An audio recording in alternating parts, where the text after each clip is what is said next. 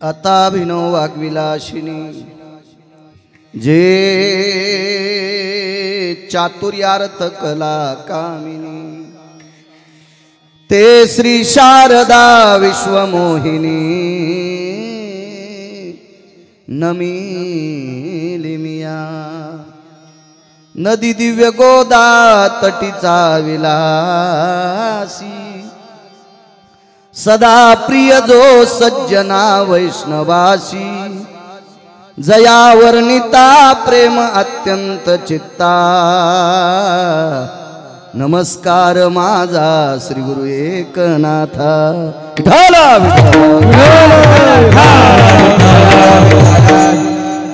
कॅमेऱ्याच्या मागची माणसं इथं बसली तर होते काय तुम्ही वाकू पाहता जागा आहे चांगली इकडे या पुढे सर का बसा ना तुम्ही 4-5 जण काय कीर्तन करायचा वास येतो का बसा तुम्ही पण बसा ना या ना इथं काय कशाला त्या बायाच्या शेकात बसतात इथं या इथं इकडे ते का साधा शेक आहे होय विठाला विठाला विठाला विठाला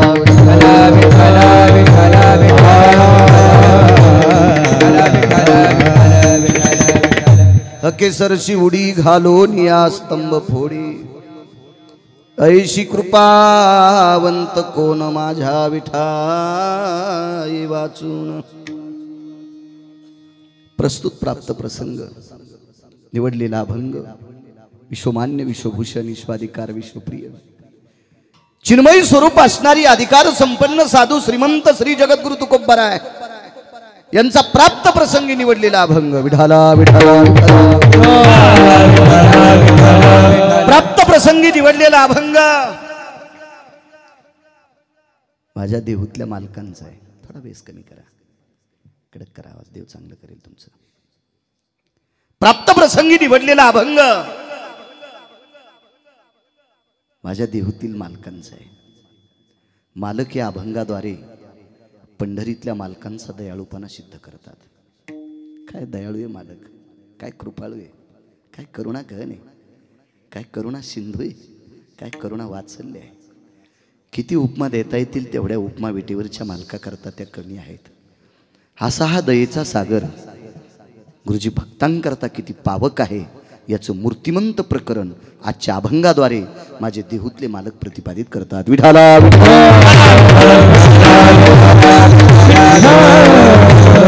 महाराज सांगतात हात मारल्याच्या नंतर तो उडी घालतोय उडीला वेगाची मर्यादा नाही पळत येण्याला मर्यादा आहे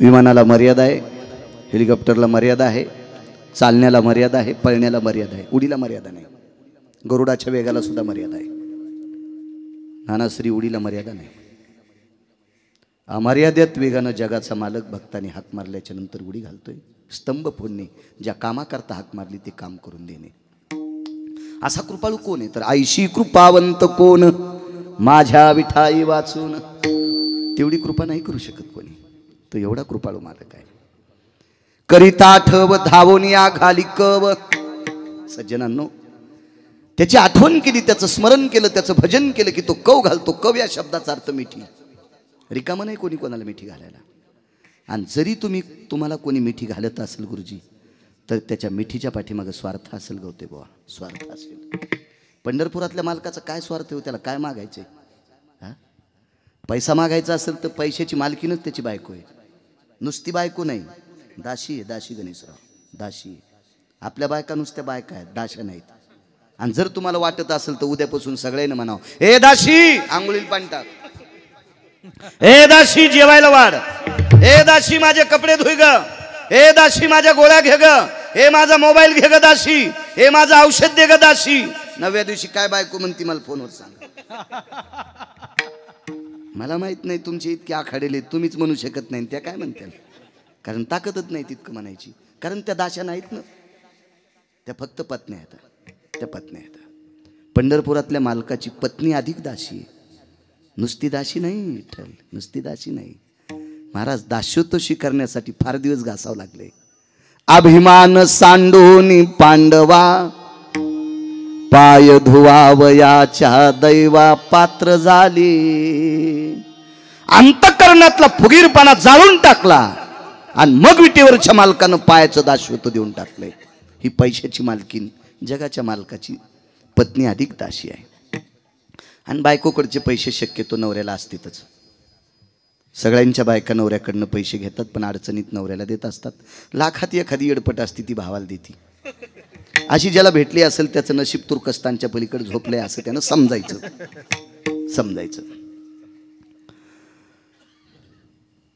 करिता आठव धावून या घाली कव. काय श्रद्धेने मिठी घालतोय महाराज. ती मिठी कोणती मारतोय. पाळण्यात लेकरू झोपलेला असावा, आई त्याची काम करत असावा आणि काम करता करता लेकराच्या रडण्याचा आवाज आईच्या कानावर यावा. ती इतक्या वेगानं धावत येते आणि त्या पाळण्यातलं रडत असलेलं लेकरू आपल्या हृदयाला लावती, त्याच्या तोंडावर पदर टाकती, चोळीचं बिरडं करती आणि त्याच्या मुखारविंदामध्ये स्तन देती. बाळा 2 तासापासून झोपला होतास रे, तुला किती भूक लागली असेल. इतक्या प्रेमानं आई आपल्या लेकराला हृदयाशी धरती, त्याच्या 1000 पटीनं जगाचा मालक हृदयाला धरतो. धावून या घाली कव. तुका म्हणे गीती गाता नामे द्यावी सायुज्यता. त्याच्या नावाचे पवाडे गायले की सायुज्यता नावाचा मोक्ष तो प्रदान करतो. हा साधा सोपा सरळ अभंगाचा अर्थ. झालं कीर्तन. विठाला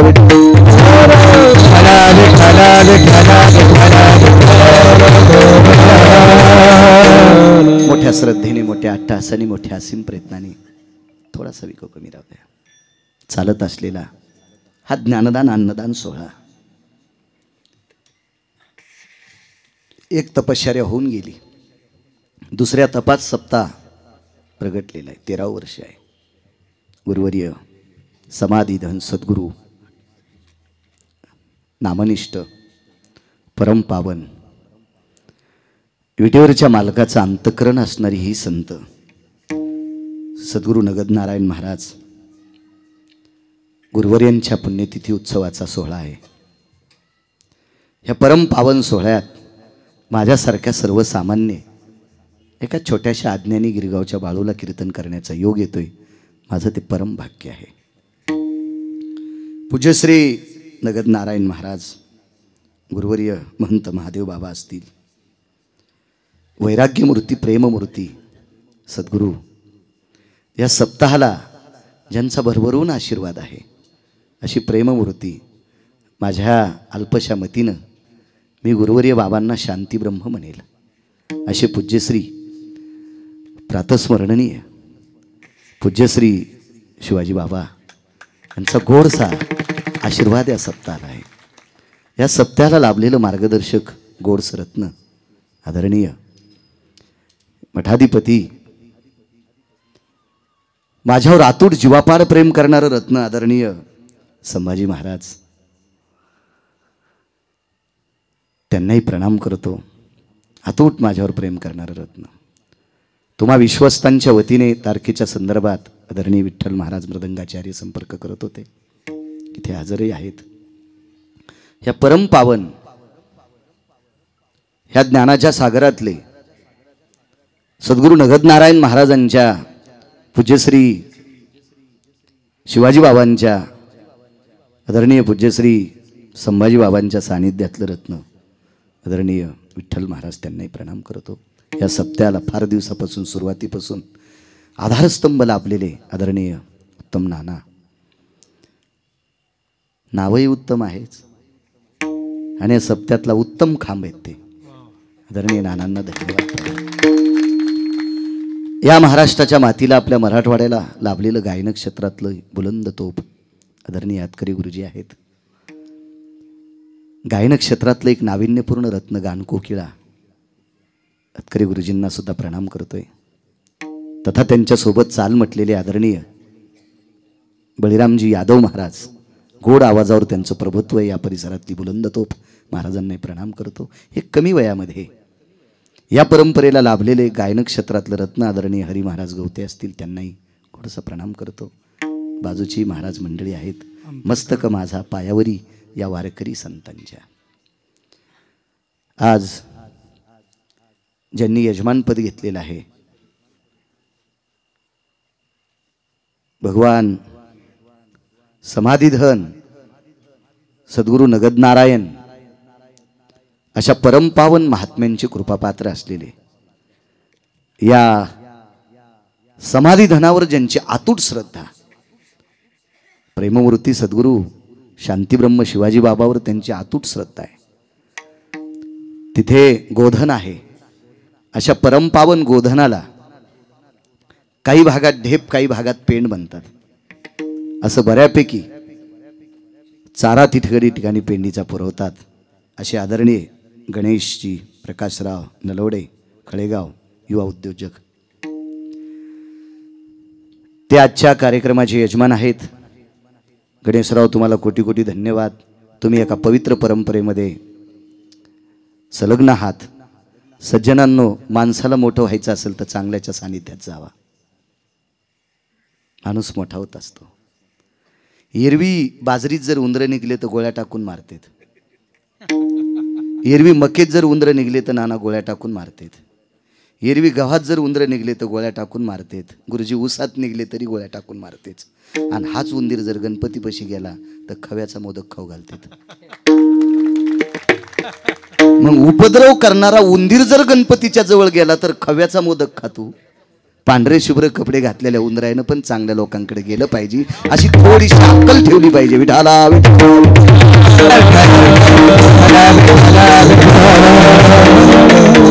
तसा गणेश नावाचा माणूस उंदीर नाही म्हणता.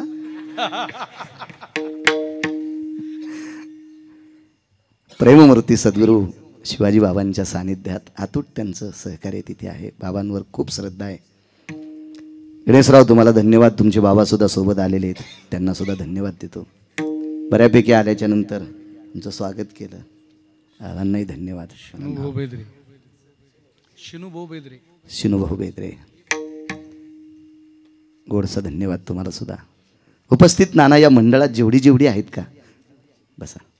अरे वा, ठाकूर महाराज, हे मोठ्या परंपरेतलं रत्न आहे. विडाला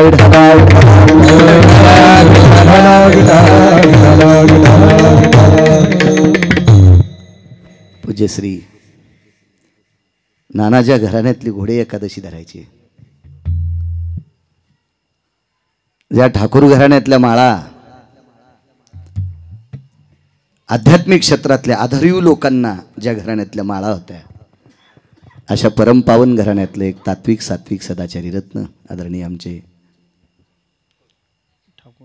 नाही नाव बी माझ्या लक्षात आहे, हनुमंत महाराज. हो. आदरणीय हरिभक्तीपरायण हनुमंत महाराज ठाकूर बुवा ते सुद्धा आहेत, त्यांना सुद्धा प्रणाम करतो. आज घनसावंग घेऊन मरकट टेलर सुद्धा सोबत आलेत, त्यांना सुद्धा धन्यवाद करतो. नाना, बऱ्यापैकी आध्यात्मिक क्षेत्रातली इथं मंडळी आहेत, सगळ्यांची नावं घेतली अशी गृहीत धरा. क्षमा असावी.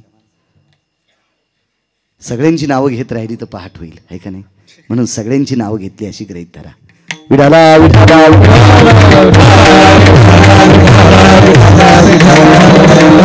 खुर्चीवर बसलेल्याचे एखाद्याच्या पायात बूट आणि चप्पल असेल तर थोडंसं मनालाच थोडंसं केक, थोडासा विळखा घाला आणि पायातल्या बुटा चपला काढा. बरं वाटेल, कारण ही सभा एखाद्या मंत्र्याची नाहीये. विठाला विठाला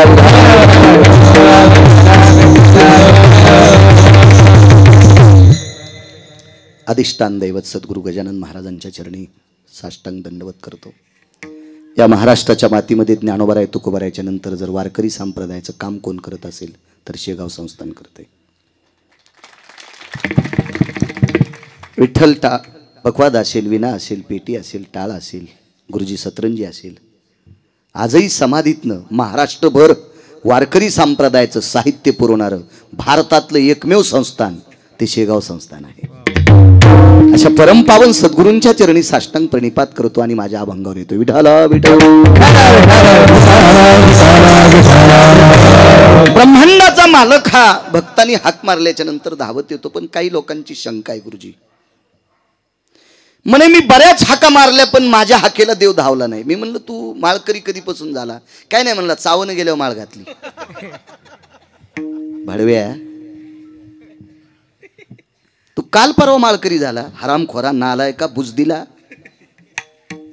मागच्या 4-5 वर्षापूर्वी तू माळ घातली आणि देवाला हाक मारल्याच्या नंतर धावत यावा असं म्हणतो. काय माझ्या पंढरीतल्या मालकाच्या गोळ्या संपल्यात का तुझ्या हाकाला धावायला? अहो, 5वीचा विद्यार्थी पुढच्याचं काम करत असताना गणेशराव दर्जा तपासतोय. 5वीचा विद्यार्थी नाना दर्जा तपासतोय, दर्जा. हा लायक संपन्न आहे का, आपण याचं काम ऐकावा. 5वीचा विद्यार्थी, 5वीचा, वय काय असेल त्याचं कल्पना करा, तो दर्जा तपासतोय. तो विटेवरचा मालक तुमचा आमच्या दर्जा तपासणार कोणाला मालक म्हणत असते? 100-200 एकर जमीन आहे त्याला, 1000-2000 कोटी रुपये ज्याच्या त्याला. मी बोलत असताना तुम्ही मोठ्या श्रद्धेनं माझ्याकडे बघता आणि तुम्ही मला बघत असताना, मी बोलत असताना माझ्या वाक्याला दाब देता आणि तुमच्या पवित्र अंतःकरणातून मला आशीर्वाद देता. ही जी दळणवळण क्रिया कोणी चालवत असेल ना, तो जगाचा मालक आहे. देखवी ऐकवी एक नारायण, देखवी ऐकवी एक नारायण, याचे भजन तयाचे भजन चुकू नको. देखवे ऐकवी एक नारायण, देखवे ऐकवी एक नारायण, देखवे ऐकवी एक नारायण, ऐकवी एक नारायण. तयाचे भजन चुकू नको, तयाचे भजन चुकू नको. देखवे ऐकवी एक नारायण, देखवे ऐकवी एक नारायण, तयाचे भजन चुकू नको, तयाचे भजन चुकू नको. देखवे ऐकवी एक नारायण, देखवे ऐकवी एक नारायण. देखवी ऐकवी एक नारायण. ही सगळ्यांची दळणवळ या क्रिया करत चालवते गुरुजी. तो पंढरीतला मालक आहे. आणि तो मालक कोणाचंही काम कसं ऐकन महाराज, तो काम ऐकतो पण भक्तांचं. पण भक्त कोणाला म्हणायचं? तेची संत, तेची संत,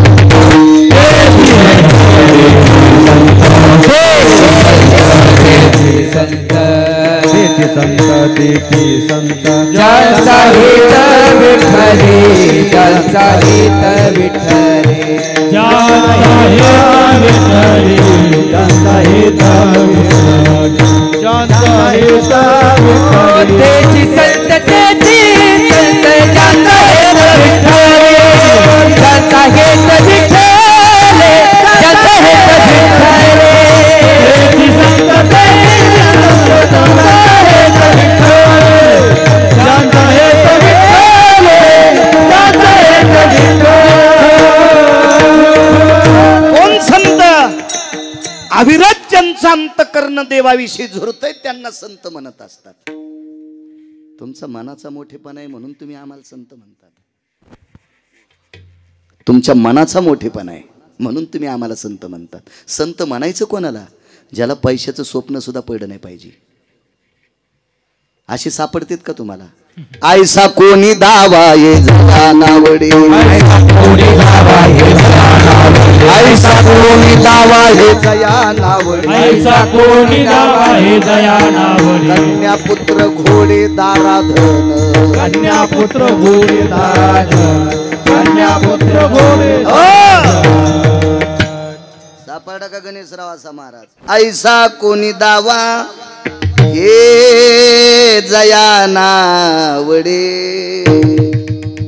त्याचे काम करतय ते रिकाम आहे का कोणाचे काम करायला? एक जण म्हणला मी लग्न केलं नाही, दारा म्हणजे मला बायको नाही ना, तरी तू सुटला नाही. नाही त्या सुटली द्रव्य, नाही त्या सुटली द्रव्य लोभ माया, भस्मदंड छाया तरुवराची, भस्मदंड छाया तरुवराची, भस्मदंड छाया तरुवराची. नाही त्या सुटली द्रव्य लोभ माया. हिनं सोडच नाही कोणाला. आणि हे ज्याच्यातून सुटलेत का त्याचे काम करते, ते पैसे घेत नाही. काम करत असताना पंढरपुरातला मालक पैसे घेत नाही, कामही फुकट करत नाही. पैसे याच्याकरता घेत नाही, पैसे त्याच्याकडेच येत ना. तुम्हाला किती द्यायचे तुम्हाला आणि मला, आणि कोण्या दिवशी भिकारी करायचे ज्याच्या हातात आहे त्याला जगाचा बाप म्हणतात. आणि ते कशाला पैसे घेईल? पण फुकट काम करत नाही का? त्याला एक भूक लागलेली आहे, त्याला फक्त प्रेमाचा दुष्काळ आहे. थोर प्रेमाचा हाची दुष्काळ तयाला, त्याला दुष्काळ आहे. एकाच गोष्टीचा देवा कारणे भाव तस्मात काही नलगे एक भावची कारण तुका म्हणे आन विठोबाची तुका म्हणे फुका साठी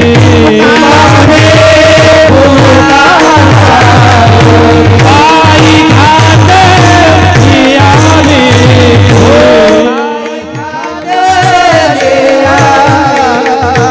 हे होतो उठा होते लव करी देवताळ मनुष्य देह ऐसा निध मनुष्य देह ऐसा निध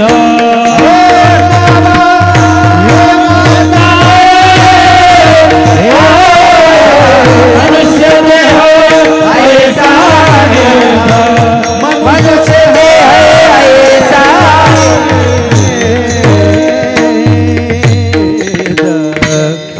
पैसे घेत नाही त्याची पायी घाला मिठी मोल निघे जगजेटी भावा एकासाठी खांदावा हे आपुल्या पण गुरुजी अशा भक्तांचं काम करतोय त्याचा विषय देव बनला पाहिजे विषय तो त्यांचा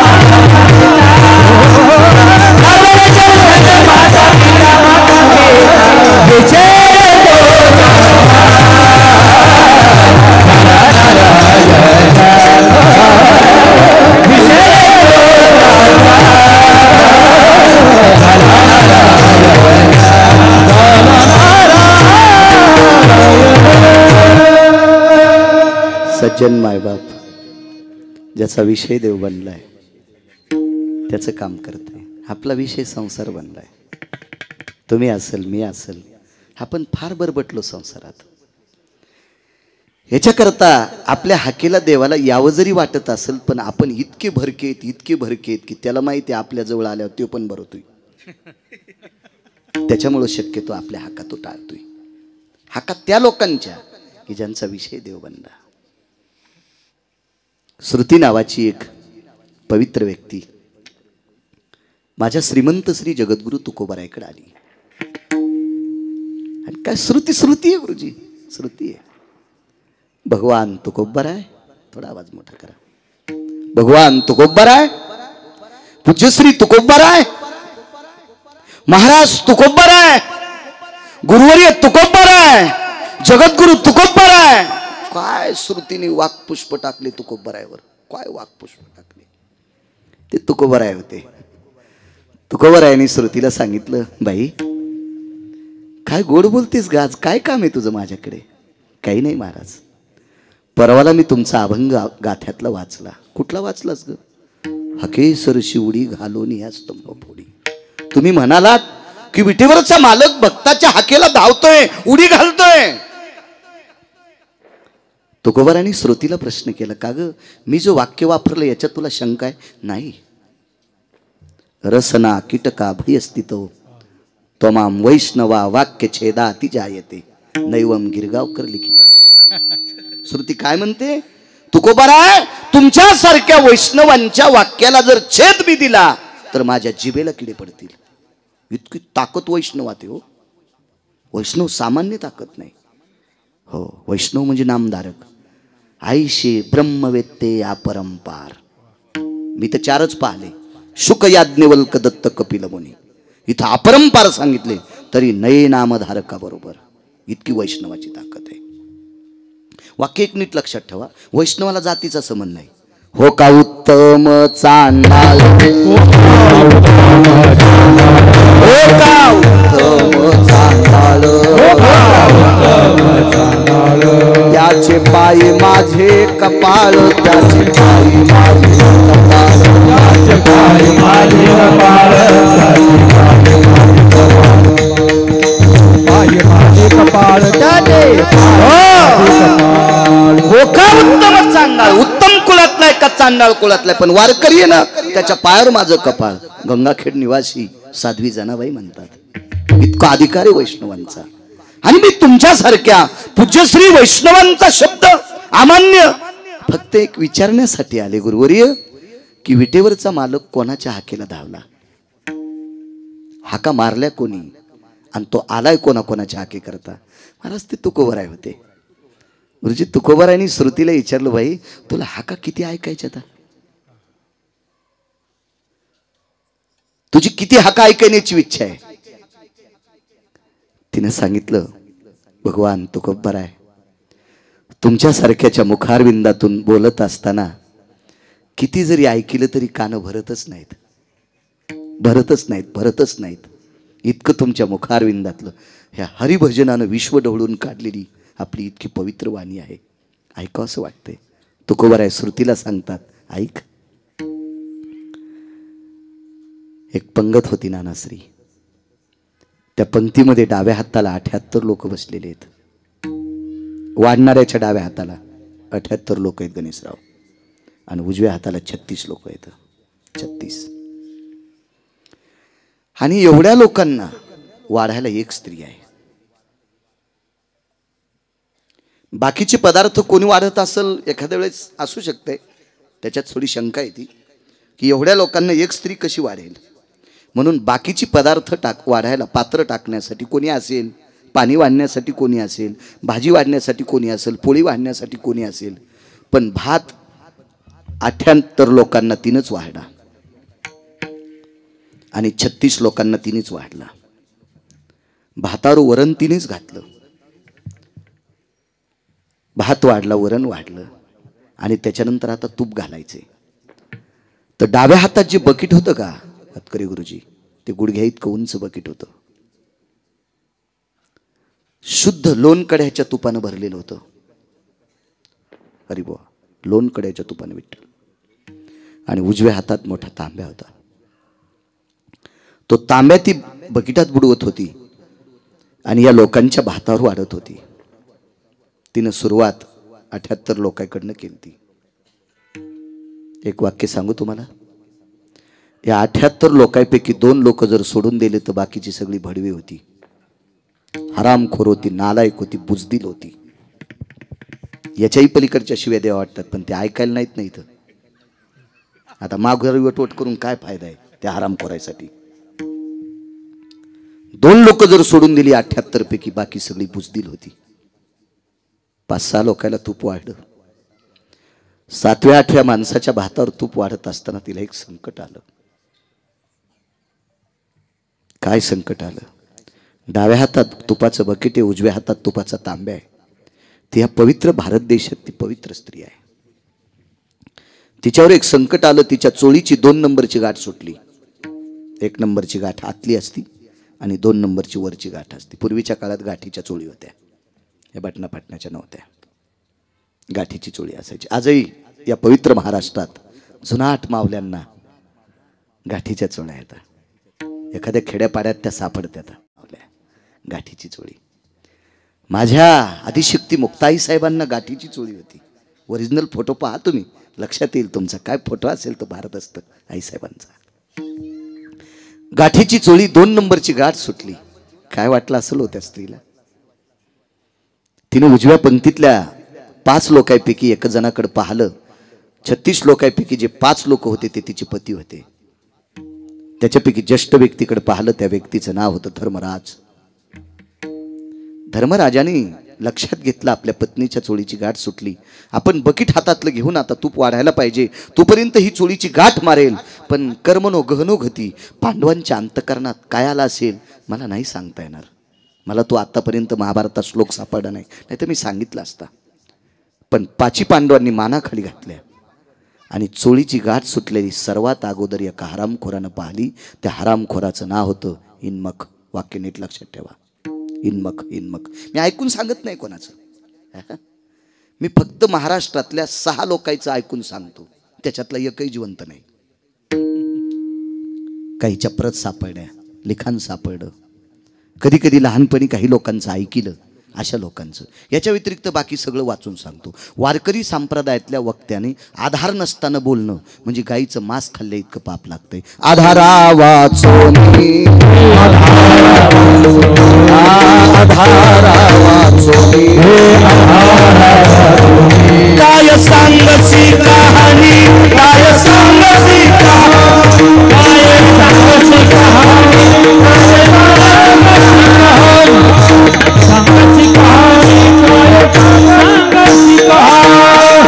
आधार वाचोनी काय सांग शिकाणी. आधार नसताना बोलणं चुकीची गोष्ट आहे. पाहुणी ग्रंथ करावे कीर्तन. इन्मक नावाचा व्यक्ती आहे, अत्यंत पापी आहे, दुराचारी आहे. पापी कोणाला म्हणत असतात माहिती का? एखाद्या परस्त्रीकडे पाहिल्याच्या नंतर ज्याच्या अंतःकरणातला कामाचा डब्बा फुटतो, वासनेचा डब्बा फुटतो, या हरामखोराला हरामखोर उपमा सुद्धा कमी पडली. असा पांचट इन्मक होता. त्या पवित्र स्त्रीच्या चोळीची 2 नंबरची गाठ सुटल्याच्या नंतर अजून 2 नंबरचा एक नालायक आहे, तो गांधार देशाचा राजा आहे. राजा आहे हो, तो राजा आहे, गांधार देशाचा राजा आहे. पण नालायक बहिणीच्या घरचे तुकडे खातोय.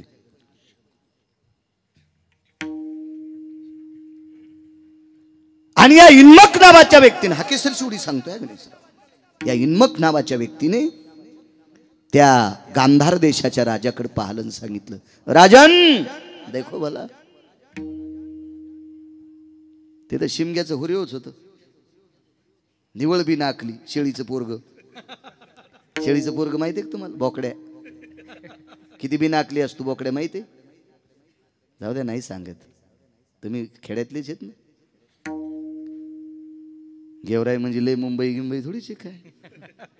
इथं जरी तुम्ही सिमेंटाचे डोंगर केले असते तरी तुमच्या बापदाद्यानं काळ्या मातीतच आता झाले असते गणेशराव. तुम्ही पण तुमच्या बाबाने शेती पाहिलेली. फार काय झालं तर तुम्ही साखरेच्या पोत्यातला मंगळा असाल, याच्या पलीकडे काय. पण बाबांनी ती कष्ट केले तर मानावंच लागेल का नाही. विडाला विडाला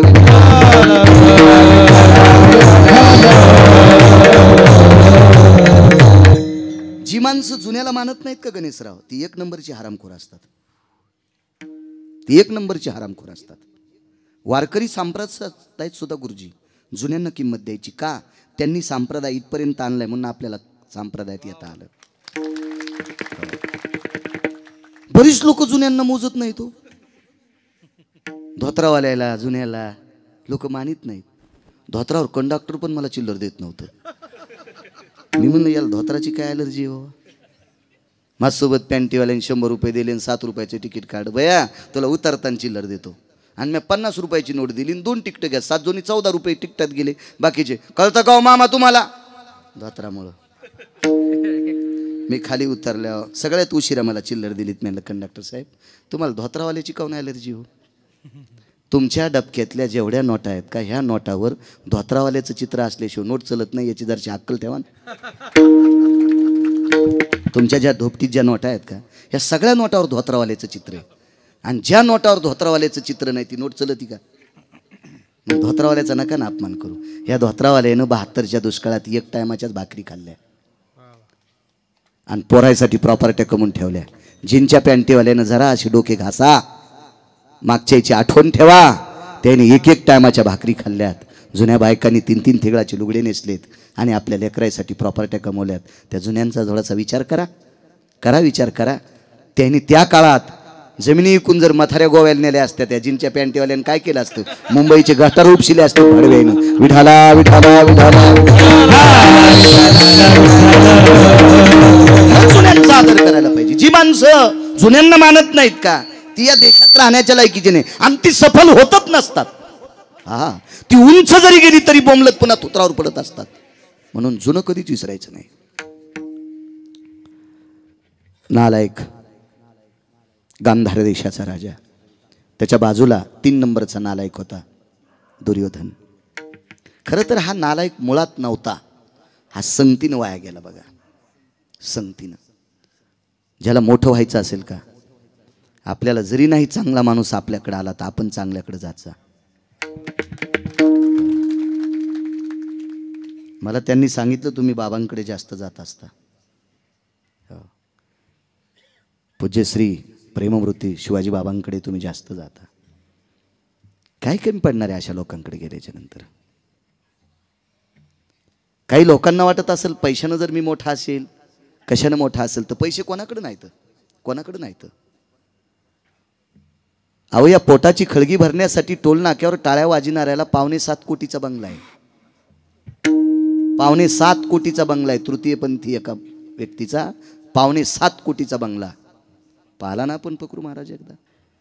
बघितला? तेवढा बंगला बांधायला गिरगावच्या बाळ्याला किती यांना द्यावं लागेल? असं काही नसतं गुरुजी. माणूस हा पैसे असले म्हणजे मोठा नाही, माणूस हा विचारानं मोठा असतो. नाही नाना नाना नाना इचकू नका. विठाला विठाला मलाही पंढरपुरातल्या मालकानं पाईप दिलाय, आपली गरिबी नाही. नाही असं करीत नाही म्हणजे. चांगले, खूप छान आहे. कॅमेरे चालू नाही तर सांगितलं बी असतं. विठाला विठाला विठाला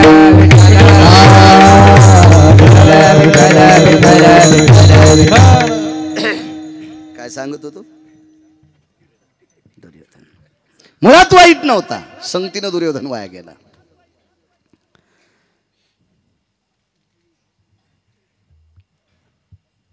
शंभर वर्ष एक महाराज जगला नाना. 100 वर्ष. इतकं गोड जगला, इतकं गोड जगला, इतकं गोड. आवाज करा मोठा, करा मोठा, करा. फुटत नसतं ते. करा करा करा करा. बैल आवताला झानीत असते तर काय त्याला विषय, काय त्याला बैल काय शोकेसमध्ये थोडी मांडायची वस्तू, हेच आवाजाचं साधन आहे. करा आवाज. 100 वर्ष एक साधू जगला, इतकं गोड जगला, इतकं गोड जगला की तिळातल्या 14 भागा इतकं सुद्धा पाप नव्हतं. एका तिळाचे 14 तुकडे करायचे गणेशराव. शेवटचा भाग किती बारीक असेल, दिसू शकतो का डोळ्यानं? तो नाही. तितकं पण पाप नाही, तितकं पण पाप नाही. पण मरता मरता पाणी प्यायची इच्छा झाली. हे पाणी आहे का रे? हळूच कोण आवाज आला. बाजूला कोणी नव्हतं गुरुजी. रस्त्याने एक बाई भाकरी घेऊन जात होती. पर्णकुटीच्या बाजूला रस्ता होता. रस्त्याने एक माऊली जात होती. तिच्या कानावर वाक्य पडलं, महाराज पाणी मागतात. पण पाणी देण्यास तिनं काय केलं, तिनं आपलं भाकरीचं टोपलं महाराजाच्या पर्णकुटीच्या बाहेर टेकलं आणि त्यांच्याच माठातला एक ग्लास भरून घेतला आणि महाराजांना पाणी दिलं. महाराजांनी पाण्याचा ग्लास हातात घेतला आणि पाणी प्यायच्या अगोदर तिच्याकडे पाहिलं. काय सौंदर्य आहे! 100 वर्षात डोळ्यानं दिसत नाही एवढ्या कणा इतकं सुद्धा पाप केलं नाही 100 वर्षाच्या आयुष्यात. आणि मरायला फक्त 1-1.5 मिनिटं शिल्लक राहिला. आणि तितक्या काळात पाणी देणाऱ्या सौंदर्याची रत्नाची खाण असणाऱ्या स्त्रीकडे बघत असताना महाराजाचा काम जागा झाला. तरी तपोबळी जन्मधर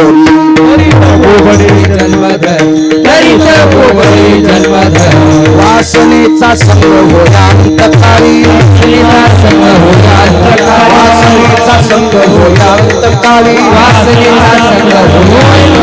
तरी तपोबळी जन्मधरी, तरी तपोबळी जन्मधरी. महाराज फक्त 1.5 मिनिटाचं आयुष्य मातीत घालते. 1.5 मिनिटाचं आयुष्य पुन्हा जन्म धरावा लागला. काय विचित्र अवस्था आहे. फक्त संगतीचा. कुसंगे नाडीला साधू जायचा. महाराज संगतीत माणसाचा रास होत असतो, रास होत असतो. म्हणून संगत माणसाच्या जीवनात. रावण हा वारकरी संप्रदायाने बेदखल केलेला माणूस आहे. बेदखल केलेला माणूस आहे. रावण तसा फार श्रीमंत. रावणाची एक चौकट टिकल्यावर 35 बारे आमदार होता येत होतं. कोणाची मायवेली त्याच्या विरोधात फॉर्म भरायची. कोणाला राग येऊ देऊ नका. मी काय माझं रेडीमेड कपड्याचं दुकान आहे. मी तुम्हाला शर्ट शिवायला रिकामा नाही. 22.5 क्विंटलची एक चौकट गुणिले 7 कोटी. आहे का कोणाची हिंमत त्याच्या विरोधात फॉर्म भरायला? तालुक्यातल्या एका तरी बाईला नॅकलेस कमी राहील का? आणि बाईला नॅकलेस दिल्यावर ती नवऱ्याला दुसऱ्याचं बटन दाबू देते का? ती नवऱ्याला म्हणीन बाईला आयुष्य गेले मनी केला नाही, दाब हे बटन.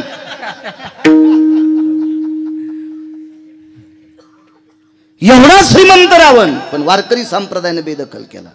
पण पंढरपुरातल्या मालकाला मारण्यासाठी नाकात दम आलता गणेशराव. कारण का? त्याच्याकडे 127 विद्वान लोक होते. रावण अजिंक्य ठरत होता. अजिंक्य अजिंक्य. फक्त 2 लोकांना नाश केला. एक त्याच्या तुटलेल्या नाकाच्या बहिणीने केला आणि एक त्याच्या भजन करणाऱ्या भावानं केला. म्हणून त्याच्या भजन करणाऱ्या भावाला सुद्धा माझ्या 18 मालकापैकी एका मालकानं मूर्ख उपमा दिली. पण आपण नाही म्हणायचं त्याला मूर्ख. आपण नाही म्हणायचं का? कारण आपल्याला गुरुजी बिभीषणा इतकं गोड भजन करता येत नाही. म्हणून मालकानं म्हणू द्या, मालकांचा अधिकार आहे. मनशी बिभीषण शहाणा परी तो महामूर्ख जाना, म्हणू द्या मालकांनी. पण आपण नाही म्हणायचं का? आपण म्हणण्याची लायकी का नाही? बिभीषणानं भजनाच्या बळावर स्वतःचं घर जळू दिलं नाही. तुका म्हणे अग्नी झाला असे शीतळ, प्रतापे सबळ नामाची आग लगी लंका में हलचल मचाई, बिभीषण की कुटिया कैसी बचाई रे. एखादा म्हणत असल मी लय कीर्तन करतो, त्याच्या धोतरावर इस्तू टाकायचा आणि धोतर पेटल्यावर म्हणायचं भजन नाही जेव बरं. आखा जळण तू आखा धोतर नाही जितायचं तर घरी जितायचं असतं का त्याला? म्हणून बिभीषणाला मूर्ख आपण म्हणायचं नाही, मालकानं म्हणले. बिभीषणानं त्या तुटलेल्या नाकाच्या बहिणीनं रावण मारला. नाहीतर रावणाकडे 127 विद्वान होते. माणूस हा चांगल्यांच्या सानिध्यात गेला की मोठा बनत असतो. हे खुर्च्यावर बसलेले लोक सुद्धा एकटे मोठे होत नसतील बरं. राग येऊ दे नका बरं. आणि अशी कोणाची हिंमत असेल तर कार्यकर्ते सोबत न घेता एकटा फिर म्हणतो आणि मोठा होऊन दाखव. नाही होत मोठा, नाही होत, नाही होत. त्याच्या सानिध्यातले जीवापाड निष्ठेनं प्रेम करणारे सात्विक लोक त्याच्या सोबत असतात, तेव्हा नेता उंच जात असतो. कारण या विश्वातला एकही माणूस स्वतः व्यक्ता देव पण नाही मोठा झाला. आमुचिया भावे तुझं देव, आमुचिया भावे तुझं देव, आमुचिया भावे तुझं देव, आमुचिया भावे तुझं देव. एका विसरून राहिला, एका विसरून राहिला, एका विसरून राहिला. हे आमुचिया भावे तुझं देव,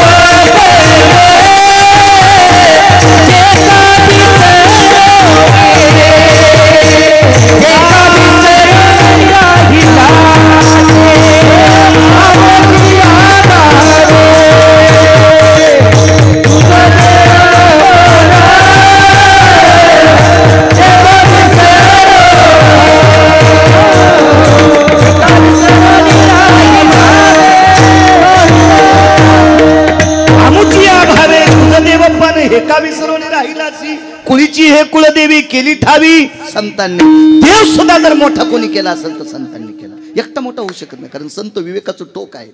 म्हणून विटेवरच्या मालकांनी संतांचं सानिध्य धरलंय. वैकुंठ सोडवून संत सदनी राहिला.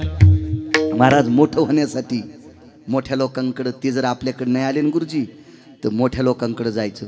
मोठे लोक जर तसं येऊ देत नसतील तर त्याचं काम करायचं. दत्त चोपदारी करीत, दत्त चोपदारी करीत, दत्त चोपदारी करीत, विळा म्हणे देव रावे त्याचे घरी, विळा म्हणे देव रावे त्याचे घरी, दत्त चोपदारी करीत असे, दत्त चोपदारी करीत असे, दत्त चोपदारी करीत असे. 36 वर्ष पंढरपुरातल्या मालकान दरोजा सांभाळला. धोत्र धुतले मोठं होण्यासाठी. कोणाला मोठं म्हणायचं नाही. वाक्य नीट लक्षात ठेवा. कोणीकडचा अर्थ कोणीकडे लावतात. तुम्ही कोणालाही मोठं म्हणता. जे झाडं बारक्या झाडाला मोठं होऊ देत नाहीत त्या झाडाला मोठं कधीच म्हणायचं नाही. झाडाखालची सोयाबीन वाळत नाही पण शेंग धरीत नाही. झाडाखालचा ऊस वाळत नाही पण पेरे लागतच नाही. झाडाखालचा कापूस वाळत नाही पण कैऱ्या लागतच नाही. मोठाले झाड बारक्या झाडाला मोठंच होऊ देत नाही, तरी बारके म्हणते हे आमचे आधारस्तंभ, तुला हाणायला पाहिजे सुंबळ्या. विडाला विडाला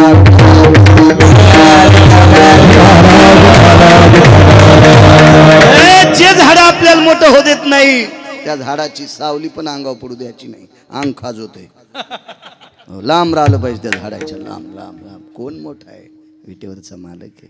हे संत मोठे आहेत, यांच्या सानिध्याचा. सद्गुरू नगदनारायण महाराजांच्या समाधीवर जर डोकं ठेवलं ना तर संसारातले कितीतरी दुःख विरून जाताल. या लोकांकडे आपले दुःख सांगायचे. महाराज देवाला सुख द्यायची ताकद ज्यांच्या तिथे, तुम्ही आम्हाला का सुख देणार नाहीत? चला संगतीचा महिमा सांगतोय. दुर्योधना संगतीनं वाया गेला. त्याच्या मामानी मांडी दाबली, भाषे बुवा तुमच्या वहिनी साहेबांची चोळीची गाठ सुटली. दुर्योधन विवेक संपन्न होता.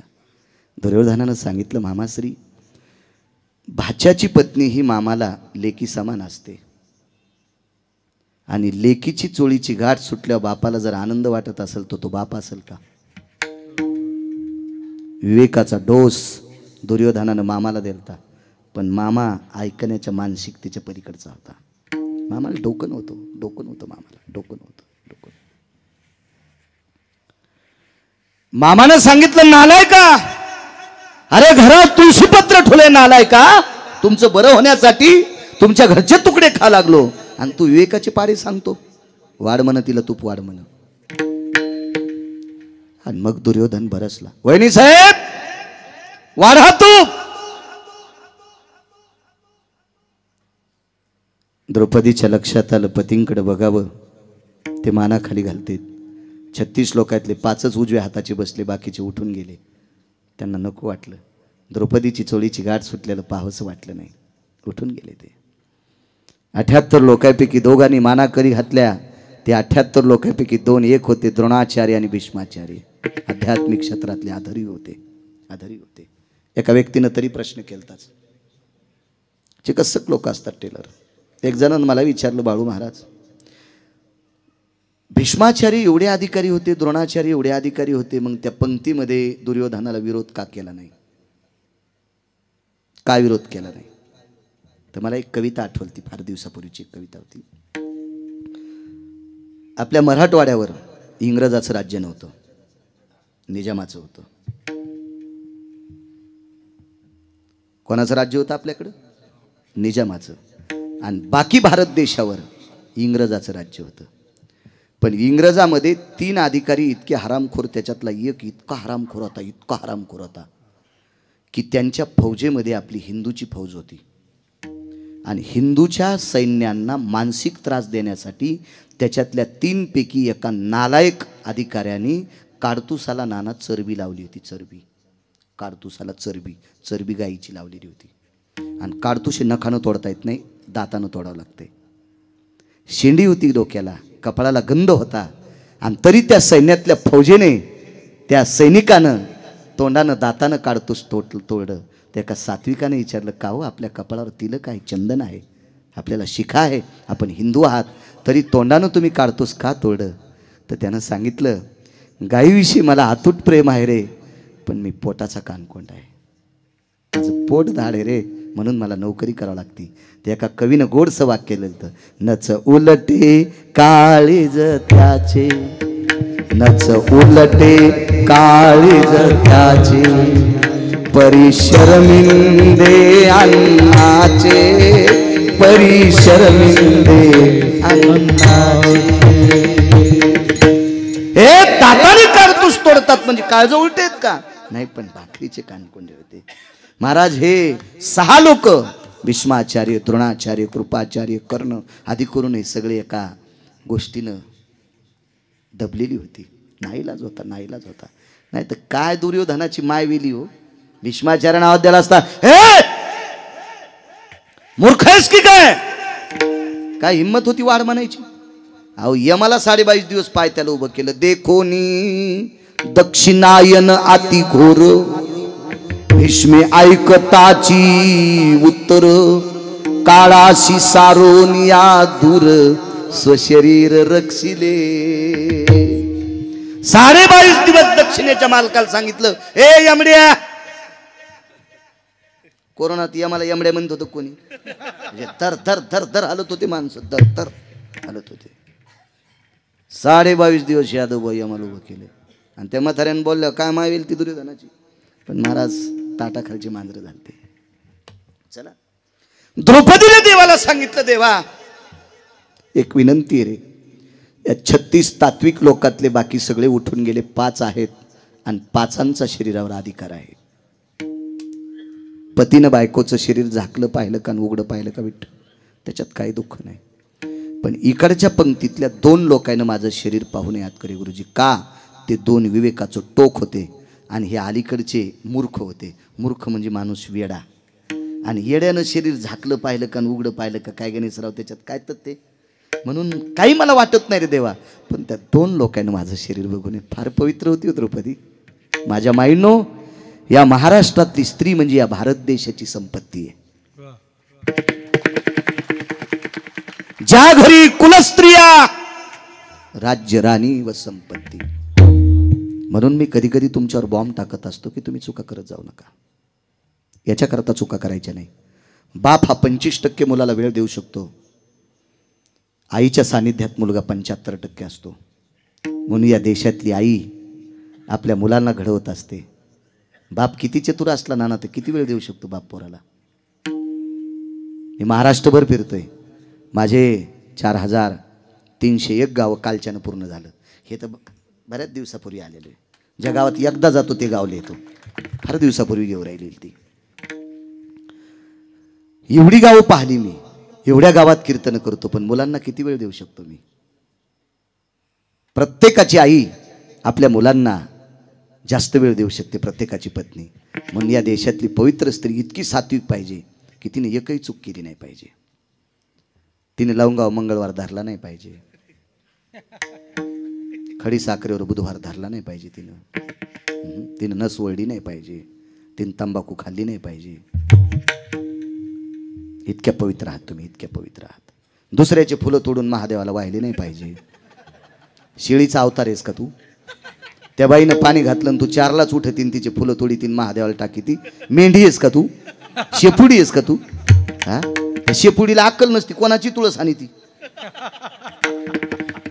नाही चुका करायच्या माझ्या माईनं, नाही चुक. तुम्ही किती मोठे आहात, ऐका पुढे, ऐका पुढे, ऐका. फार मोठे आहात. माझ्या वारकरी संप्रदायाने तुमचा फार आदर केला.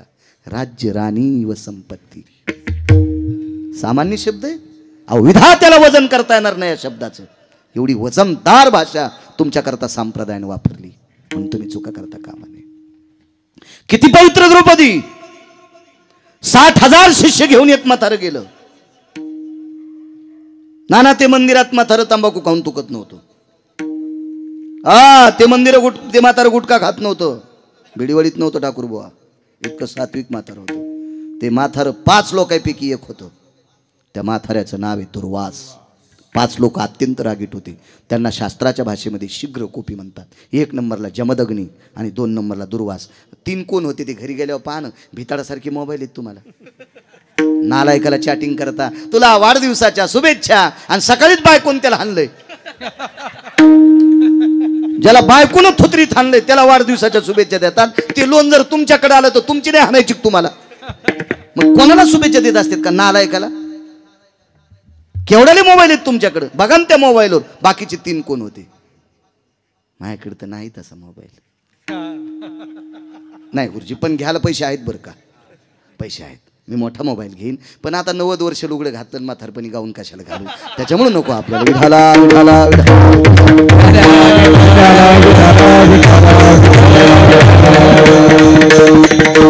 घेईन ना मोबाईल, काय पोट्ट घेईन ते कशाचा घेईल. आता काय त्याला बुद्धिजीवी माणसाने कमी दिले पैसे मागच्याच कामी असते. मायाव घेतल्यावर तुमची खसखस पिकली, तुमच्या घरी पण हेच आहे. हा, दुसऱ्याचं घेतल्यावर लय जळ वाटत आहे का नाही? तुमचं तेच आहे गुरुजी. विठाला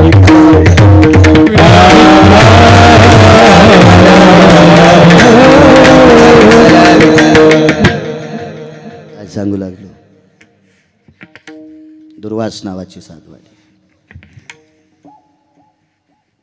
भिक्षा भयस्तो कांतिरोया सुधा निवारण हितार्थायाम येन कांतीन भिक्षा द्वयं कर द्वयानाम कांती भिक्षा म्हणजे शिजलेली पदार्थ, पुराणाची भाषा. या पवित्र भिक्षेला वारकरी संप्रदायाने एक नाव दिलंय.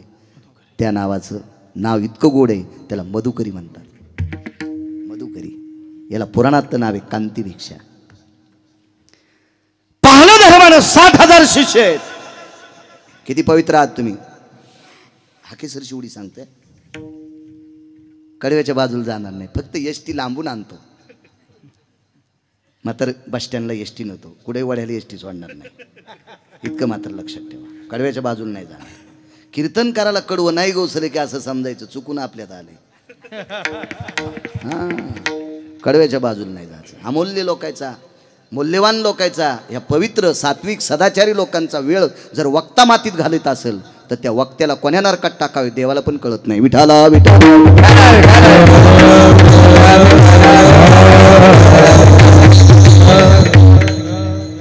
कीर्तन हे सटाक्या मारायचं साधन नाही. काही काही पांचट आहेत ना, महाराज असं कीर्तन झकास करा, तुझ्या बायकोची साडी नेसून नाचतो. कीर्तन हे झकास विषय असतो का? तू दुसरीकडे जाय ना बोंबलत झकास पाहायला. 300 एकर फुकल्या लोकांना झकास पाहू पाहू, इथं कशाला तू अपेक्षा करतो नालाय का? विठाला विठाला.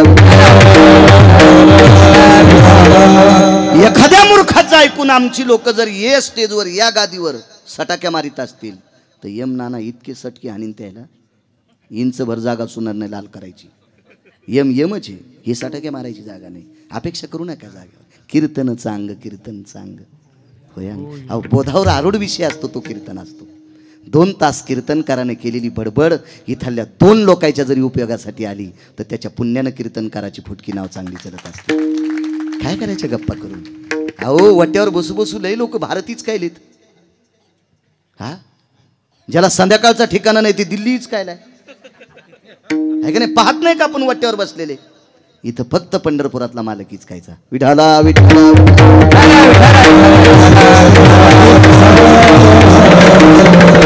चला, कमी अधिक एखादा शब्द माझ्याही तोंडातून जात असेल, मंडपाला झालर असावी. कोण्याच माणसाला फवाऱ्यासाठी पैसे खर्च करा वाटत नाहीत, पण आळ्या मरत नाहीत. म्हणून जरासं औषध मी टाकलं असेल ते पण प्रमाणात. जेवताना लोणचं किती असावं? वाटीभर का थोडंसं? थोडंसं. वाटीभर लोणचं वाटीभर वरण घेतल्यावर जेवण झाल्याबरोबर रुमाल भरण ना, की सर्दी होईन का नाही गणेशराव? मोजका असलं पाहिजे. चला, थोडंफार चुटका एखादा माझ्याही तोंडातून पडत असेल. मी लय असं फार वैराग्याचं टोक थोडाच. विठाला विठाला.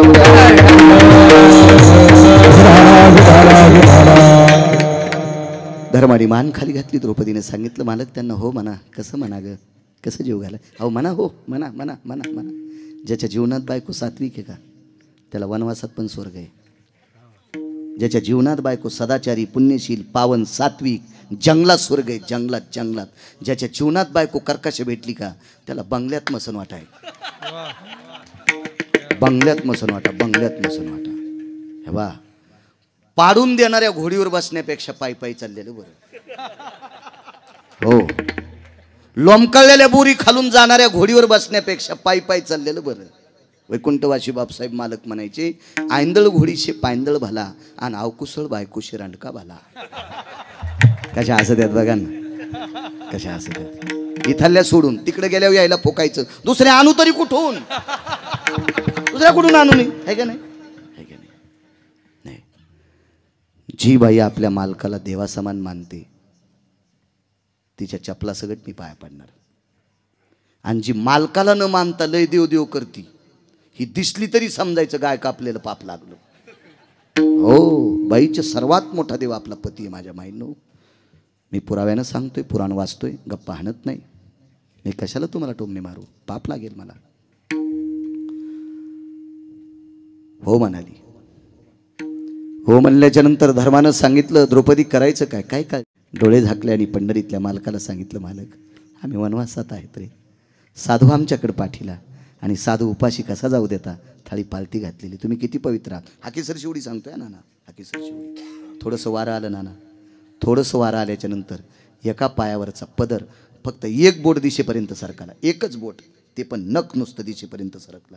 आणि ते नख पाहिल्याच्या नंतर तिकून गजर सुरू झाला पंक्तीतला. धर्माने विचारलं, द्रौपदी गजर पंक्तीतला आहे? हो. जेवायला बसलेत. मालकांचं वाक्य आहे, तिचे होता दरुशन आणि मिळे पोटभरी अन्न. महाराज, या पवित्र स्त्रीचा एक नख पाहिल्याच्या नंतर 60,000 शिष्यासह गुरुजी साधू जेवून निघतोय.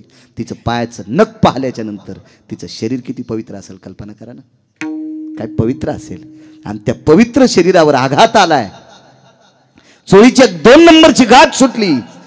1 नंबरची गाठ सुटल्याच्या नंतर मरण स्वीकार, मरण बरं अशा सत्तेवर आरूढ असणारी पवित्र स्त्री जगाच्या मालकाला सांगितलं, प्रभू नको रे देवा, नको रे देवा, नको देवा, ही विडंबन नको रे माझं देवा, देवा ही परिस्थिती नको रे माय बापा, हे देवा सांभाळ रे मला परमेश्वरा, देवा मी तुला काही मागत नाही रे, जीवनभर वनवास आला तरी स्वीकारीन रे, पण हे पवित्र शरीर कोणाला दिसता कामा नको रे देवा, नको देवा, ऐक रे परमेश्वरा, ऐक ऐक ऐक. मी मगाशी बोलून गेलो, काम ऐकताना पैसे घेत नाही, काम फुकट ऐकत नाही. मग द्रौपदीने देवाला पैसे दिले नाही, मग द्रौपदी करता देव तर धावला. आपल्याला सर्वांना कथा ज्ञात आहे, मी तेच सांगणार आहे. पण केलं काय द्रौपदीनं? एके दिवशी भगवंताच्या बोट कापल्याचं निमित्त झालं. त्याचं बोट कापायला कोणाची माय वेली? चला, लोखंडाचे कारखाने कोणाच्या कृपेने चलतील? त्याच्यात चाकूचे, तलवारीचे, बरछ्याचे कारखाने कोणाच्या कृपेने चलतील? बंदुकीचे, तोफाचे कारखाने कोणाच्या कृपेनं? त्याच्याच कृपेने चलतील. त्याची जर कृपा संपली तर काल आमच्याकडे धक्का बसला. तो धक्का जर जोरात बसला तर कारखाना राहतो का? कारखाना चलीला राहतो का? कोणात ताकद आहे सगळी? त्याच्यात. वृक्षाचे पान हाली ज्याची सत्ता, राहिली आमता मग कोठे. ही सर्व सत्ता गुरुजी ज्याच्या ताब्यात आहे. त्याचं बोट कापायची ताकद चाकूत आहे का? त्याचं बोट कापायची ताकद तलवारीत आहे का? ते निमित्त केलं, निमित्त. आणि हात असा धरला, तुळशीला पाणी घालीत होत्या द्रौपदी आईसाहेब. तिच्या दारात तुळस होती. द्रौपदीकडे तुळस होती. तुळस द्रौपदीकडे होती. तुळस असत जावी, असत जावी, तुळस असत जावी. योग असा आला, उद्धवाला पाहिलं. उद्धव दादा आलात? द्वारकेचे दादा नाही आले का?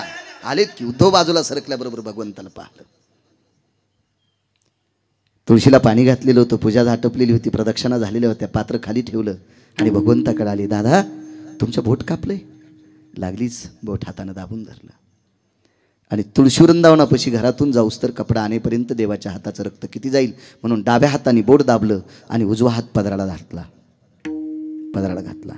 आणि पदर डाव्या हाताने उजव्या हाताने कोपरात डाव्या बगलात दाबला. फाडणार तेवढ्या अवकाशात उद्धव बरसले. ताई! काय उद्धव दादा? ताई, कपाळावर कुंकू असल्याच्या नंतर पवित्र भारत देशातल्या महाराष्ट्रातल्या स्त्रीने पदराकडनं नाटी फाडायची नसती. आमच्याकडे एक जुनी माऊली होती. ती अशा जुन्या नव्या पोरींना सांगायची, अगं गरिबी किती जरी आली तर उलटी साडी नेसायची नाही ग. पदरावर जरी, डोक्यावर जरी पदर फाटला तरी तो शिवायचा, त्याला मोड भरायची आणि तेच लुगडं पदराकडनं नेसायचं, डोकं पांघरून घ्यायचं. का? तुझ्या कपाळावर कुंकू उलटं नेसायचं नाही. पदराकडनं दशी त्या दिवशी फाडत असतात. भावानं 13व्या दिवशी आणलेल्या लुगड्याची दशी फाडून नेसावं लागते, पण त्या दिवशी ते लुगडं नेसावं लागते. त्या दिवशी मालक मशानात पेटलेले असतात. म्हणून उद्धवानं सांगितलं, ताई तू पदराकडनं नाटी फाडतेस. दादा उत्तर नंतर देईल आणि टहर दिवशी पितांबर फाडला. चिंधी बांधिते द्रौपदी हरीच्या बोटाला, हरीच्या बोटाला चिंधी बांधिते द्रौपदी हरीच्या बोटाला. एक शपथ पुरावा सुद्धा ऐकला नाही. भर जरी ग पितांबर दिला फाडून, द्रौपदीशी बंधू शोभे नारायण. फाडला पितांबर. द्रौपदीला 9 लोकांनी प्रश्नाला घेरलं. हे द्रौपदी, कपाळावर कुंकू असताना तू पितांबर फाडलास, तुला देव मोठा का पती मोठा? चौकट सामान्य नाही गुरुजी. तुला देव मोठा का पती मोठा? पती जिवंत असताना जर पदराकून नाटी फाडून तू कृष्णाच्या बोटाला बांधली असेल तर तुला देव मोठा आहे, पती लहान आहे. आणि पती जर लहान असेल तुझ्या अंतकरणात तर तू पतिव्रता कसली? पहिला प्रश्न उद्धवाचा. दुसरा प्रश्न श्रुतीचा आहे. हे द्रौपदी माते, सौभाग्यवती स्त्रीला देवापेक्षा पती श्रेष्ठ असावा. शंकर उभेत, पांडुरंग उभेत, गजानन बाबाच्या मंदिरापाशी नवरा उभा आहे आणि इथं त्याची बायको उभी आहे. तिच्या हातात पाण्याची कळशी आहे, तांबे आहे. शंकरानं पाणी मागितलं, पांडुरंगानं पाणी मागितलं. शिवजींना सांगितलं देवा पांडुरंगाला देते तुम्हाला येते, किंवा शिवजीला सांगितलं तुम्हाला देते मग पांडुरंगाला देते. पण या दोघायला पाणी देतात तर तिकून म्हणला ए ग मला तहान लागली. आता तिने कोणाला द्यायचं? पांडुरंगाला, शंकराला? मुळीच नाही. तिने तिच्या नवऱ्याला पाणी द्यायचं. नवऱ्याला पाणी न देता ह्या दोन्ही देवायला देत असेल तर हे दोन्ही देव तिला मानित नाहीत. मानी भ्रताराची बोली आणि धन्य जगी ती माऊली. मालकांचा शब्द आहे महाराज. जी आपल्या मालकांचा शब्द पडू देत नाही हे दोन्ही देव तिला मानतात. मग द्रौपदी सांग तुला देव श्रेष्ठ का पती श्रेष्ठ? तिने सांगितलं पती श्रेष्ठ. मग द्रौपदी तू पती श्रेष्ठ असं जर तोंडानं म्हणत असशील, आम्हाला तर कृतीत तू पतीच्या विरोधात गेली दिसतेस. कपाळावर कुंकू असताना सरळ सरळ पदर फाडला आणि देवाच्या बोटाला बांधला. तुला देवश्रेष्ठ वाटलाय ना ग? पतीला कुठं मानतेस ती? द्रौपदीने उद्धवाला सांगितलं दादा एक बोलू का रे तुला? श्रुतीनं काही प्रश्न करू दे रे दादा, पण तू माझा भाऊ आहेस रे, मी तुला दादा म्हणते. तू बहिणीच्या विरोधात जाऊ नकोस ना. उद्धवाच्या डोळ्याला टच पाणी आलं आणि सांगितलं ताई माफ कर, पुराणाच्या विरुद्ध वागलेल्या बहिणीला मी मानित नाही. उद्धव सामान्य व्यक्ती नाही, नवविदा भक्तीतलं एक सूत्र आहे. उद्धव नवविदा भक्तीतलं एक सूत्र आहे. श्रुतीने सांगितलं द्रौपदी माते मला प्रश्नाचं उत्तर पाहिजे. ठीक आहे माय ऐक. उद्धव दादा ऐक, श्रुती माते ऐक. मी कपळावर कुंकू असताना नाटी फाडायला नव्हती पाहिजे, पण फाडली तरी पण मी पतीलाच मानते. श्रुती म्हणले शब्दानं सांगू नकोस, त्याचा पुरावा दे. उद्धवानं सांगितलं शब्दानं सांगू नकोस, त्याचा पुरावा दे. कपाळावर कुंकू असताना तू पतीला मानतेस तरी नाटी फाडलीस, तुला देवच श्रेष्ठ आहे, पती श्रेष्ठ नाही. ऐक रे उद्धव दादा ऐक ऐक ऐक. कपाळावर कुंकू असताना पदराकडनं नाटी फाडायला पाहिजे नव्हती, पण या कपाळावर कुंकू किती दिवस ठेवायचे हे ज्याच्या हातात आहे त्याच्यासाठी नाटी फाडली, इतकं लक्षात ठेव. माझ्या कपाळावर सौभाग्याचं कुमकुम किती दिवस ठेवायचे आणि कोण्या दिवशी पुसायचे हे ज्याच्या हातात आहे त्याला जगाचा बाप म्हणतात. मी त्याच्यासाठी पदर फाडलाय, मी आयऱ्या गायऱ्यासाठी फाडला नाही. श्रुती रडत होती, उद्धव रडत होता. काय द्रौपदी बोठी असेल महाराज, या द्रौपदीची आठवण नसेल का त्याला? देवा देवा मी कपाळाच्या मालकाची चिंता न करता तुझ्या करता पदर फाडते रे. श्रुतीला उत्तर द्यावं लागलं, मला 9 लोकांच्या तोंडाला तोंड लावावं लागलं रे देवा. ह्या पवित्र बहिणीची अपेक्षा करणं काहीतरी, याची उपेक्षा का करतोस रे? सांभाळणं हिचं शरीर. द्रौपदी किती श्रेष्ठ असेल मला नाही सांगता येणार, पण गणेशराव या महाराष्ट्रातली माझी पवित्र माय ही स्त्री किती श्रीमंत आहे आणि किती शुद्ध आहे. एक चरित्र सांगतो तुम्हाला. अल्लाउद्दीन खिलजी नावाचा एक व्यक्ती होऊन गेला. खिलजी एका प्रांतीय राजाच्या पत्नीचं नाव होतं गुरुजी पद्मावती. प्रांतीय राजा होता आणि त्याच्या पत्नीचं नाव होतं पद्मावती. पद्मावती ही पद्मावती इतकी सुंदर होती, इतकी सुंदर होती. अल्लाउद्दीन खिलजीच्या गुमास्त्यानं सांगितलं सरकार ये पद्मावती नामक हिंदू की एक भार्य आहे बोले. आणि त्या गुमास्त्याचं ऐकून तो खिलजी इतका त्याच्या पोटात कामाचा डोम पेटला आणि तो एके दिवशी स्वारी पद्मावतीच्या नगरापर्यंत आली. त्या नगराच्या बाहेर पालं ठोकली, मुक्काम केला आणि 550 उघड्या तलवारी घेऊन सोबत माणसं घेऊन हा खिलजी पद्मावतीच्या वाड्याकडे धावलेला आहे. महाराज वाड्याच्या मोठ्या वस्तीवर पडवीमध्ये पद्मावतीचे मालक बसलेले. खिलजीकडे पाहिलं, त्या 5-25 तलवारी उघड्या पाहिल्याबरोबर अंतःकरण डबडबलं आणि तो बऱ्याच दूर 200-400 फुटाच्या लांब असताना अंतःकरणाला पीळ पडला. पाठीमाग गेला, डोळ्याच्या कडावल्या झाल्या आणि पत्नीने विचारलं को भवा रुदंती हा, को भवा रुदंती हा. पती आपण कशा करता रडता मालक, कशा करता? खिलजी आलाय. मालक मरणाची भीती वाटते? नाही ग, मला मारणार नाही, मला तो तलवार मारणार नाही, मला कापणार नाही, मला तोडणार नाही, काही नाही, माझी संपत्ती पण घेणार नाही. मग रडता कशा करता? माझ्या पुरुषार्थाची संपत्ती माझी पत्नी आहे आणि हिच्या शरीराचे लचके तोडण्यासाठी तो आलेला आहे. याच्याकरता डोळे रडत नाहीत ग पद्मावती, अंतःकरण रडतंय. महाराज काय पवित्र स्त्री आहे महाराष्ट्राची. त्या पवित्र स्त्रीनं करी गुरुजी पदराच्या कोपऱ्याने नवऱ्याचे डोळे पुसले आणि सांगितलं, मालक तुमच्यासारख्या पुरुषार्थ संपन्न पतीच्या नावानं ललाटावर कुंकू लावते. कोणाची मायवेली या पतिव्रतेला हात लावायची? कोणाची मायवेली? मालकानं सांगितलं, पद्मावती तो फार वितंडवादी आहे ग, तो फार उग्र आहे. त्याच्या अंतःकरणात दयामया नाही, राक्षसापेक्षा तो क्रूर आहे. तो तुझ्या शरीराचे लचके तोडण्यासाठी आलेला आहे. काळजी करू नका मालक, काळजी करू नका. मी तुम्हाला वचन देते, वचन देते. तिनं 2 वाक्य सांगितले होते, ते वाक्य तुम्हाला पुढे सांगतोय. थोडंसं दमदारा. मालक फक्त 10-5 मिनिटापुरती खिलजीला तिथे पडवीमध्ये वसरीमध्ये त्याला थोडं स्थिर करा. तोपर्यंत तुमची पत्नी काय करेल हे तुम्हाला नंतर कळेल. वाड्याला दरवाजे 2 होते. एक परस दरवाजा म्हणतात. त्या दरवाजातून गाईच्या गोठ्याकडे जाता येत होतं, पाण्याला जाता येत होतं, सरपणकारी आणायला जात होतं. वळही तिकडेच पाठीमागं होती. पाण्याचा आडसुद्धा वाड्याच्या बाहेर पलीकडेच होता. कर्मनो गहनोगती तो आड सुकलेला होता, त्याला पाणी नव्हतं गणेशराव. त्या आडाच्या बाजूला गाईचा गोठा होता. त्या गाईतल्या गोठ्यातल्या गाईची शेपटीला स्पर्श केला आणि त्या गाईची शेपटी धरून स्वतःच्या कुंकावर आदळली. ह्या भारताची स्त्री किती पवित्र आहे लक्षात घ्या. गाईची शेपटी कपाळावरच्या कुंकावर आदळली आणि त्या गाईला सांगितलं, बाई हे गौमाते, या पवित्र भारत देशातली स्त्री आपल्या पतीवर लेकरा इतकं प्रेम करते, पण आज काही वेळाच्या नंतर मी माझ्या पतीवर प्रेम करणार नाही, कारण मी राहणार नाही.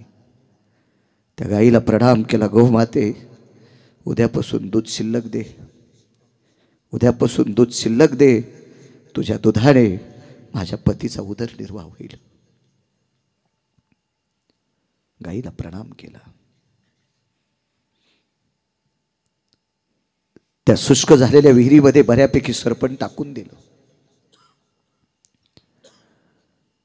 ते लवकर पेटावा याच्याकरता 2-4 पेंढ्या सुद्धा टाकून दिल्या आणि नाना अग्नीची काडी टाकून दिली. तेवढ्या अवकाशात पतीनं तिकून पाहिलं. हा वळवळ करत होता, खिलजी वळवळ करत होता. 2 मिनिटाकरता पतीला जवळ बोलवलं. त्याला माहीत होतं काही जरी झालं तर माझ्या हातातून जाणार नाही. वाड्याला 4ही बाजूनं त्याच्या सैन्यानं वेढा घातलेला होता. हे दोघं पती पत्नी मधात होते. पद्मावतीच्या मालकाच्या सैन्यातले सर्व शस्त्र हिरावून घेतलेले होते. ते मानाखाली घालून उभे होते.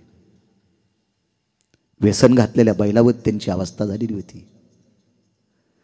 आणि बालकाला जवळ बोलिलं आणि चरण स्पर्श केला. मालक, तुम्हाला अजूनही वाटते हा नराधम तुमच्या पवित्र स्त्रीला स्पर्श करील? ऐकता का मालक? वाक्य काय सांगितलं तिने माहिती आहे तुम्हाला? माझ्या 18 संतांपैकी एका मालकानं लिहिलेलं वाक्य, सर्प माथा मनी, सर्प माथा मनी. पुढचं वाक्य सांगू गुरुजी. पतिव्रतेचे स्तन विध्वंसल्या प्राण हाताने, विध्वंसल्या प्राण हाताने. मालक, सर्पाच्या डोक्यावरचा मणी जीव गेल्याशिवाय सर्प घेऊ देत नाही. जिवंतपणी सर्प मणी घेऊ देणार नाही. सर्प माथा मणी जीव गेल्याशिवाय डोक्यावरला मणी घेऊ देणार नाही. आणि पतिव्रता मरेपर्यंत आपल्या शरीराला हात लावू देणार नाही. पतिव्रतेचे स्तन विध्वंसल्या प्राण हाताने. गाथा वाचा, लक्षात येईल तुमच्या, वाचा, लक्षात येईल. मालक, मी एका पवित्र पुरुषाची कामिनी ठाण ठाण ठाण विस्तू पेटला आणि आडात पद्मावती नावाच्या पवित्र स्त्रीने जुहार करून घेतलं. वाक्य नीट ऐका सज्जनांनो. इतिहासातली कालची स्त्री जर इतकी पवित्र असेल, इतिहासातली कालची स्त्री या महाराष्ट्रातली इतकी पवित्र असेल, तर द्वापार युगातली द्रौपदी किती पवित्र असेल याची कल्पना करा, याची कल्पना करा. तिला पंढरपुरातला मालक बहीण मानतोय, ती किती पवित्र असेल याची कल्पना करा. देवा देवा, नको रे, नको या शरीराचे धिंडाडे करू. आणि तिकून दुर्योधन बरसला. वहिनी वाढा. धर्माने एक डोळा उंच केला. वाढ ग. चोळीची 2 नंबरची गाठ पूर्णतः सुटलेली होती. 1 नंबरच्या गाठीचा बिडरं ढिलं झालेलं होतं. 14 सेकंदात गाठ सुटणार. नानाश्री 14 सेकंदात गाठ सुटणार. त्याच्यातली 5-10 सेकंद विठ्ठल निघून गेली. आणि द्रौपदी रडत नव्हती. तिला माहीत होतं आपण रडलं तर ही हरामखोर आपल्याला नाव ठेवणार, ही जेवता जेवता उठणार की आम्हाला रडत का वाढतेस, म्हणून तिचे डोळे रडत नव्हते. गुरुजी तिचं अंतःकरण रडत होतं. आणि अंतःकरणाचा ध्वनी विटेवरच्या मालकापर्यंत पोहोचला. देवा सांभाळ रे, सांभाळ देवा, सांभाळ देवा. देवा योगाच्या बळावर शरीर संपवायची ताकद माझ्यात पण आहे, पण जेवायला वाढता वाढता जर मी शरीर संपवलं तर न्याय, मीमांसा, श्रुती हे सगळे शास्त्र माझ्या विरोधात जातील, हे पुराण माझ्या विरोधात जातील. म्हणून मी शरीराचं संपन्न हे करत नाही रे देवा. पण बघणं माझ्याकडं, बघणं बघणं. एक सूक्ष्म दोन्ही होटाच्या मध्ये खिंड पडली.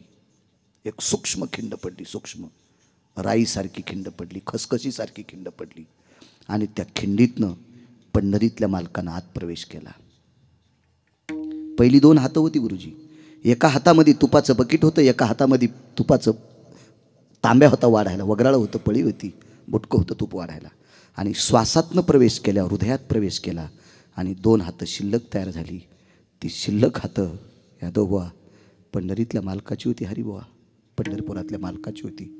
आणि त्या शिल्लक झालेल्या 2 हातांनी पवित्र या भारत देशातल्या द्रौपदीची चोळीची गाठ बांधली. महाराज हाक मारल्यावर देव आला म्हणून मालक पहिल्या कडव्यात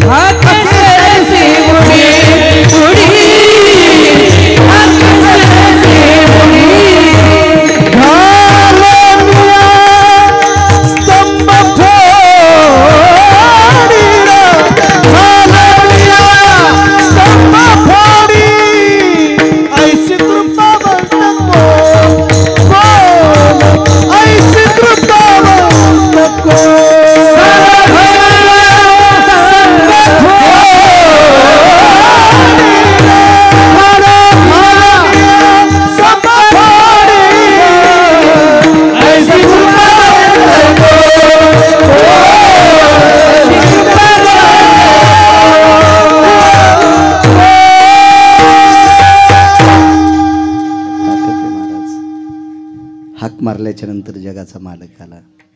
चोळीची गाठ सुटल्यावर आला. वस्त्र हरण करत असताना झाला.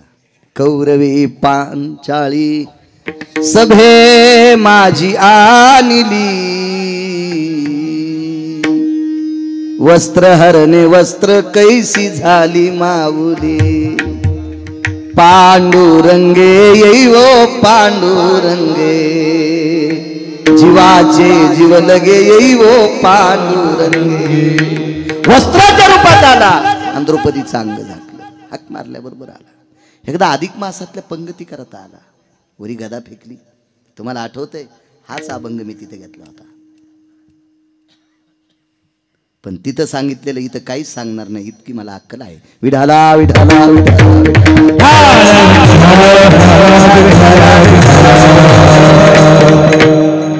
मेमरी कार्ड चांगले ना माझं, म्हणून तर मी मोबाईल साधा वापरितो. याला शिव्या पाठ येत 250 लोकांनी दिलेले ऐकू ऐकू. 6दा शिव्या ऐकली की पाठ होती, डिलीट होतच नाही. तुमचे मोबाईल तरी चुकीचं बटन दाबल्यावर जे जाऊन ते दुसऱ्याला जातं. ह्याच्यातलं काय जाणार आहे, डिलीट होतच नाही. गाणे पाठ आहेत 450. ट्रॅक्टरचे मुंडके जोरात गाडत ते उसावली ट्रॅक्टर. मेमरी कार्डच आहे ते. हकेसरची उडी. महाराज काय भक्ताचं नाविन्य. वनात एक व्यक्ती पंढरीतल्या मालकाला हाक मारित होता. 11 वाजले बरं गणेशराव, वाजले 11. नाना काही मोबाईल बघू नका, मी 15 मिनिटं करतो ना कीर्तन. हे रगील म्हातारे हो, काय करा. बैठकीत मी चांगलं बोलिलं आणि माझ्या कानात सांगितलं कीर्तन कमी करायचं नाही. आगाऊच काम झालं काय. करत नाही नाना काम कमी. तुमच्यासारख्या ज्येष्ठ लोकांचा आदर नाही करायचा, करायचं कोणाचा आदर? काय करायचं? अहो इथून गेल्यावर माणसं मोबाईल इचकीत बसणार आहेत. तर मी 10-5 मिनिटं शिल्लक कमी केले आणि काय पंढरपुरातला मालक बॉम्ब टाकीन माझ्या डोक्यावर. आपण जर त्याचं चिंतन केलं तर आपली चिंता तो करील. तुझी चिंता त्याशी सर्व आहे. एवढ्या मोठ्या सात्विकपणात तुम्ही अमूल्य वेळ खर्च करून आलेली श्रोते जनार्दन, तुम्ही कथा कीर्तनातला श्रोता हा 700 वर्षापूर्वी माझ्या आळंदीतल्या मालकांनी बहाल केला शंकर म्हणून. प्रभू तुम्ही महेशाची मूर्ती. एक मुद्दा मांडतो. देव काम हाक ऐकत असताना जात पाहत नाही, पंथ पाहत नाही, कुळ पाहत नाही, रूप पाहत नाही, संपत्ती पाहत नाही, फक्त त्याचा दर्जा पाहतो. देवाकारणे भाव तस्मात. सात्विक लोकांच्या हाकेला तो धावतोय. महाराज 7व्या अवतारात भिल्लाच्या कुळात जन्माला आलेली पोरगी शबरी तिच्या हाकेला धावला. एका कालखंडात राक्षसाच्या पोटी जन्माला आलेलं पोरग त्याच्याकरता धावला. भक्त प्रल्हाद.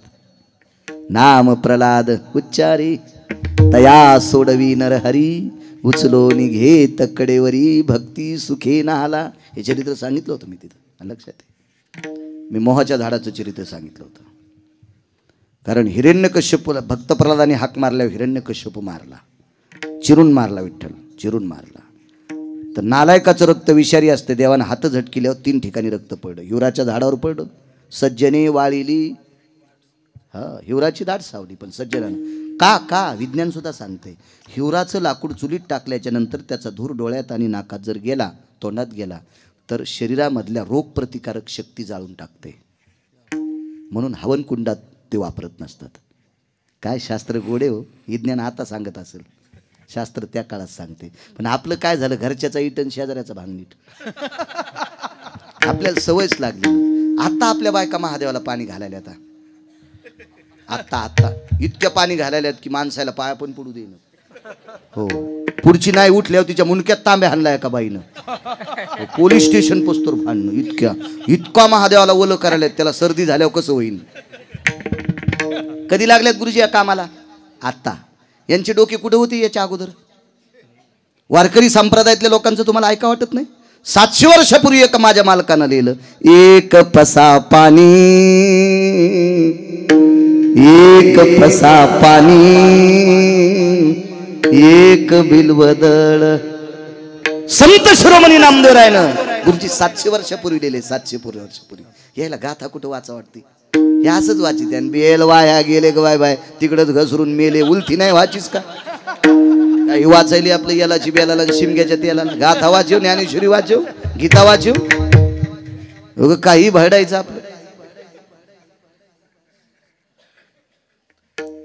काही माझं कीर्तन झाल्यावर एक जणाचं भजन ठेवलं. एक जणाचं नाही, एक जणीचं भजन ठेवलं. बायकांनी भजन करू नका असं मी म्हणत नाही. मला पाप लागेल. करा महिलांनी भजन, तुम्ही तुमच्यात करा. तुमची पवित्रता सांगितली ना म्या.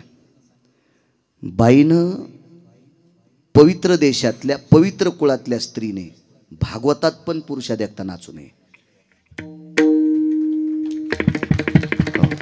मी जर खोटं बोलत असेल तर मला पाप लागेल, माझी जीभ झडेल. पदन्यास करायचा नाही. कारण पवित्र पुरुषांनी पवित्र स्त्रीची पाठ पाहायची नाही. हा, एक बाई म्हणली, महाराज मग आम्ही आनंद का घ्यावा? मी असं एक वाक्य बोलून गेलो आहे का नाही राजे. मग यांनी टाकलं ते मोबाईलवर, तर त्याला कमेंट आली, आम्ही कधी आनंद घ्यायचा बायकांनी. मी म्हणलं, तू विटेवरच्या मालकाची साधना कर, मला पुढच्या जन्मात नृत्यांगना कर. आणि मी इतके नाचेल की प्रांतातल्या 10, 5, 50 हजारो लोकांचा संसार मातीत घालीन. महाराज, ज्या पोस्टरवर रयतेच्या राजांचं चित्र आहे, रयतेचे राजा छत्रपती शिवाजी महाराजांना महिलेंचा पदन्यास आवडत नव्हता. भागवतकारांनी सुद्धा बायकांना नाचू नये. त्याला पाप लागेल. त्याला सुद्धा कोणा नरकात टाकावे. त्याला एका गावी गेलो तर आपण फकरू महाराज, तिथल्या एक बाई उठल्या, मोठ्या घरची बाई होती, कपाळाला कुंकू होतं, तिच्या लुगड्याला पदर पण होता, म्हणजे पदर होता तिच्या लुगड्याला, म्हणजे नवऱ्याने येताना पदर आणला होता लुगड्यासोबत, म्हणून ती घेत होती पदर. त्याबद्दल काही जमत नाही, म्हणजे तिच्या लुगड्याला असेल ना पदर, त्याच्यामुळे ती घेत होती. जुनाट स्त्री होती आणि ती गावातल्या एका व्यक्तीला विचारलं, गावातल्या एका व्यक्तीला, त्यांचं नाव होतं भाऊ काका. आणि ती बाई त्यांना म्हणली, भाऊ काका, मी जशी हळदीच्या अंगानं आले तशी या गावातली एकही स्त्रीनं नृत्य केलं नाही हो, यावर्षी का बायकाने नृत्य केलं असावा.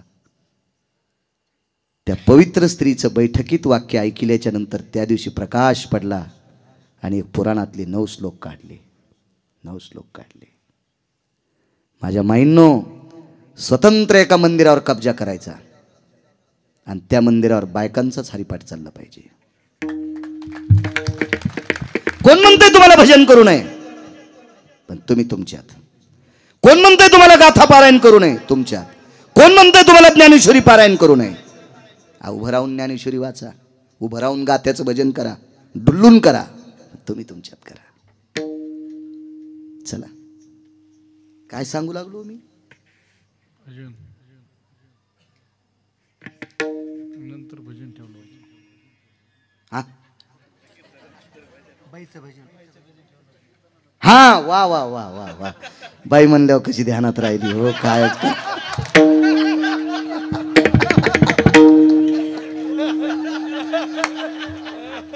तेव्हा कीर्तनकारापाशी खरं बोललं तरी बॉम्ब पडते. भजन ठेवलं गुरुजी, म्हणलं आता ऐकावं आपण भजन. मला श्वासाचा आजार असल्यामुळे अगोदर जेवता येत नाही. आम्ही त्या पिवळ्याच्या व्यापाऱ्यांकडे बसलो होतो.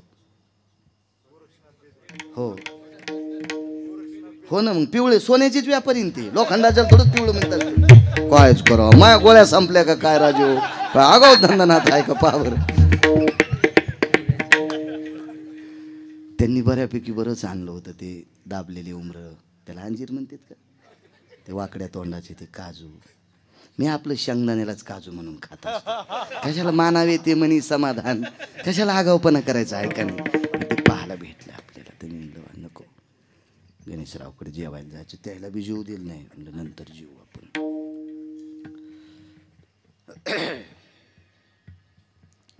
श्वासाचं म्हणलं आपलं नंतर जेवायला बसलो आणि इकडं भजन सुरू झालं.